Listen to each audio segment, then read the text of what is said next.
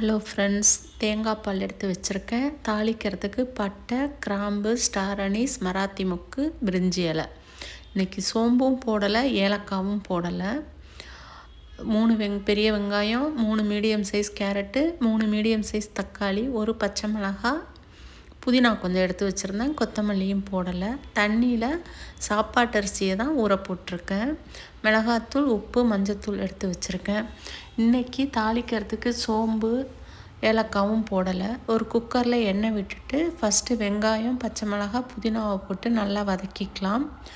அதுக்கப்புறம் நம்ம எடுத்து வச்சுருக்கிற தாளிக்கிற பொருளெல்லாம் போட்டு தாளிச்சிக்கலாம். நான் இன்றைக்கி தேங்காய் பாலில் போட்டு செய்கிறதுனால நெய் ஊற்றலை. எல்லாம் வதங்கினோன்னா கொஞ்சமாக இஞ்சி பூண்டு பேஸ்ட் எடுத்து வச்சுருந்தேன், அதையும் அது கூட போட்டுக்கலாம். போட்டுட்டு அதை நல்லா மிக்ஸ் பண்ணி விட்டுட்டு தக்காளி, கேரட்டு, தக்காளி கேரட்டை போட்டு நல்லா வதக்கி விட்டுட்டு அது தண்ணி விடும். தக்காளி எல்லாருக்குமே தெரிஞ்சது தான்.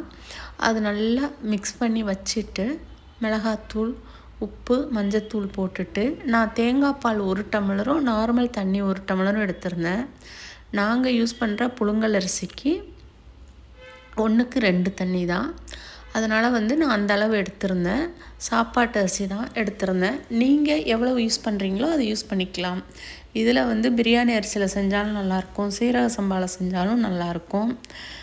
இந்த கேரட் தக்காளி சாதத்தை லஞ்சுக்கு நம்ம ஆஃபீஸ்க்கும் கொண்டு போகலாம், ஸ்கூலுக்கும் கொடுத்து அனுப்பலாம். மத்தியானம் வரைக்கும் நல்லாவே இருக்கும். இது வதங்கிறதுக்காக உப்பு போட்டதுனால நான் சிம்லேயே வச்சு அதை கொதிக்க விட்டேன்.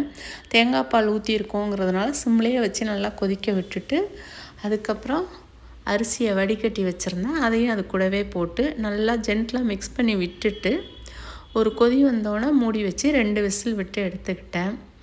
இதுக்கு நான் அன்னைக்கு மிளகுத்தூள் போட்டு எக் ஆம்லேட் வச்சுருந்தேன். நம்ம எது வேணாலும் வச்சுக்கலாம். இந்த அரிசி ரொம்ப டேஸ்ட்டாக இருந்தது, அதனால் இதிலையே யூஸ் பண்ணிக்கலாமே அப்படின்னு பண்ணியிருந்தேன். Onion raita, egg pepper egg omelette, இந்த சாதம். அன்னைக்கு லஞ்ச் பிளேட் இது தான். தேங்க்யூ.